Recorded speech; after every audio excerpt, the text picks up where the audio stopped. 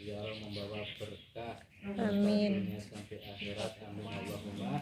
Amin. Bismillahirrahmanirrahim. Qala Umar radhiyallahu anhu. Berkata Sayyidina Umar, semoga beliau mendapatkan ridho dari Allah Subhanahu wa taala. Allahumma shalli alaihi. Qala, ya kan? Kalau qala itu ada orangnya. Qala Umar berarti yang berkata Sayyidina Umar. Qala Utsman, qala Rasulullah sallallahu alaihi wasallam, itu namanya qol.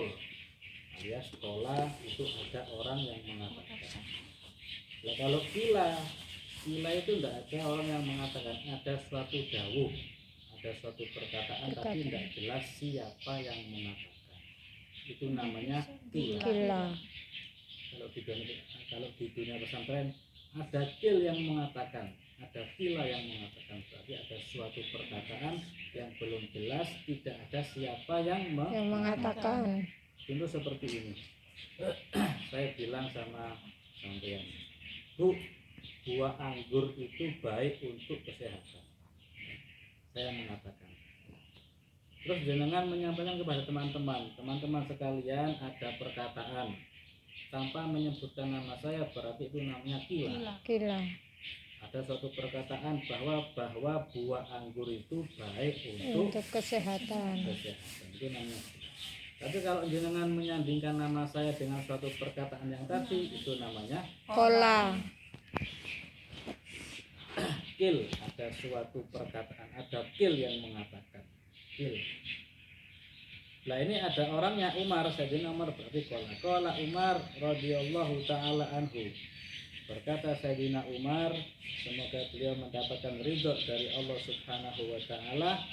Apa yang dikatakan inna dzurriyyatus syaitani, sesungguhnya anak keturunan syaitan, ai aulada iblisa, yaitu keturunan daripada iblis, ismuhu Azazil. Anak keturunan iblis itu dinamakan Azazil. Tis'atun, ada 9. Berarti anak keturunan iblis itu ada 9. Tidak tahu itu dari ibu yang mana, tidak paham. Apa 9 itu dari ibu 1 atau istri 2 apa itu kan saya tidak paham. Di sini tidak disebutkan iblis menikah berapa kali, tidak disebutkan. Yang jelas iblis itu mempunyai anak 9. Zalitun wasinun lakusun. Pertama zalitun wasinun lakusun. Keempat akwan. Kelima khofaf. Keenam murah. Ketujuh masud. Kedelapan dasimun. Kesembilan walhanun. Itu 9 nama anak-anak iblis. 9 anak-anak iblis ini mempunyai tugas yang tidak sama. Yang pertama, fa'amazalituna, maka adapun anak yang sulung, anak yang barat yang bernama Zalitun, fahuwa sahibul aswaq, dia bagian pasar. Bukan preman pasar, bukan tukang parkir, tapi dia itu tugasnya berada di pasar. Fayan sibu fiha royatuh ailiwa ahu, dia di pasar mengibarkan bendera-bendera pada pasar. Nah dia di pasar tugasnya apa? Fahuwa fi kulli sukin, dia berada di setiap pasar, termasuk pasar Juluan juga, atas pasar sana. Sansipo. Kita nanti ke pasar Permata, di sana ada iblis. Biar kita suka sama barangnya gitu ya, Bu. Biar kita tertarik sama benda-benda di situ gitu ya. Ya, caranya seperti ini. Wa huwa fi kulli suqin, dia berada di setiap pasar, yuzainu lil ba'iin, menghiasi para penjual pasar. Jadi dia menggoda para penjual yang ada di pasar. Al-laqwa, supaya dia penjual mengatakan wal khalifal kadhiba, bersumpah dan berbohong. Nah, jadi si anak iblis Zalitun itu tugasnya di pasar-pasar. Jadi penjual yang di pasar itu digoda supaya bisa bersumpah. Ini barang saya ini sumpah wallahi bagus, asli merek Samsung, asli Samsung Eropa bukan Samsung Cina, ya. Padahal dia bohong. Nah, ini bagiannya zalitun. Maka terkadang orang yang bersumpah-sumpah terus memuji-muji dagangannya, bersumpah supaya dagangnya dibeli sama orang, berarti dia sudah terkena fitnah anak iblis yang bernama zalitun. Zalitun. Selain daripada zalitun, ada satu kisah dikisahkan karakter suami ini tergantung dari istri. Ya. Suami terkadang melakukan tindak kejahatan juga terkadang dari dorongan seorang Istri. Tapi istri juga terkadang menjadi zalitun, mendorong suami bersumpah. Contoh seperti ini. Dulu di zamannya Sayyidut Tabi'in, pemimpin daripada tabi'in yang bernama Imam Hasan Al-Basri. Imam Hasan Al-Basri ini jalan-jalan dengan istrinya, ingin membelikan kain bagi sang istri. Jalan-jalan di kota Basroh, karena namanya Hasan, beliau tinggal di kota Basroh, maka mendapat julukan Al-Basri. Hasan Al-Basri. Jadi Al-Basri, Bukhari itu nama-nama tempat, bukan nama orang asli tapi nama-nama tempat. Seperti saya Hilmi Al-Malangi dari kota Malang. Jangan dari mana? Kendal. Sofi Al-Kendali. Al-Kendali. Iya. Oh, Kendali. Semarang. Itu dari Irak sampai Sofi Al-Kendali. Al-Kendali. Nah, Imam Hasan Al-Basri ini ngejak istrinya berjalan-jalan di pasar, mau dibelikan kain. Di sana ada penjual kain, ya kan, bersumpah-sumpah bahwa kain yang dijual ini adalah kain yang bagus. Sumpah, wallah ini kain bagus, ini asli dari Pakistan, ini begini dan begini. Maka kata si Imam Hasan Al-Basri, dek, sudah tidak usah beli di sini. Kenapa? Saya nggak suka sama sang penjual. Kenapa? Dia bersumpah-sumpah itu demi dagangannya. Nggak suka, ayo kita cari penjual yang lain. Is okay wae lah mas. Jalan lagi, cari penjual lagi. Nah, sudah dapat 1 tahun, si Imam Hasan Al-Basri mau membeli kain lagi, dilalahnya lewat di tokonya orang yang dulu yang sumpah-sumpah itu tadi.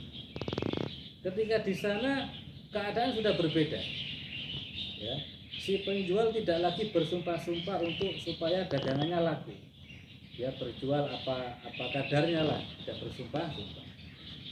Akhirnya ditanyakan oleh Imam Hasan Al-Basri, kenapa kok dirimu berubah? Di tahun yang lalu dirimu bersumpah-sumpah supaya dagangannya laku, tapi sekarang dirimu kok tidak bersumpah-sumpah, kenapa seperti itu? Oh, itu dulu waktu itu saya mempunyai seorang istri. Lah kok istri saya ini setiap saya pulang dari jualan di pasar selalu menuntut supaya membawa uang. Jadi saya ini dituntut setiap hari harus membawa uang. Jadi untuk saya memenuhi kebutuhan sang istri, laku nggak laku saya harus laku, karena dituntut oleh Istri. Nah sekarang beberapa bulan yang lalu istri saya sudah meninggal, sudah mati, saya mendapatkan istri baru yang ini tidak menuntut. Makanya saya berjual apa adanya karena tidak ada tuntutan dari seorang istri. Paham ya? Paham. Nah tugas si zalitun itu adalah wal halifah, sumpah, al kadibah, bohong, sumpah bohong. Jadi kan macam-macam tuh kalau di pasar itu kan, bagaimana caranya dagangan supaya laku, terkadang dia berbohong. Ini telur asli, nggak tahunya telur Palsu. Ini barang asli, nggak tahunya palsu dan lain. Sampai diceritakan ada seorang penjual semangka itu, Bu. Semangka itu kan isinya kan merah, ya kan? Iya. Merah, ya kan? Dijual semangka, saya mau beli semangka, ya silakan. Ini semangka ini bagus, semangka ini manis, semangka ini merah dan lain. Padahal semangka itu masih mentah. Nah, ketika dibeli sama orang, dibawa pakai sepeda motor, dilalahnya di tengah perjalanan semangkanya jatuh, pecah. Biar dilihat kok putih, ya kan? Wah ini pembohong itu penjual semangka. katanya merah tapi dilalahnya Putih. putih dibawa. Mas sampai ini ngomong ngawur, bohong sampai katanya semangkanya merah lah kok putih. Kata si penjual, aslinya semangka ini merah. Saking jatuh dia pucat. Jadinya putih. Asalnya merah, kaget jatuh jadinya Putih. pucat gitu.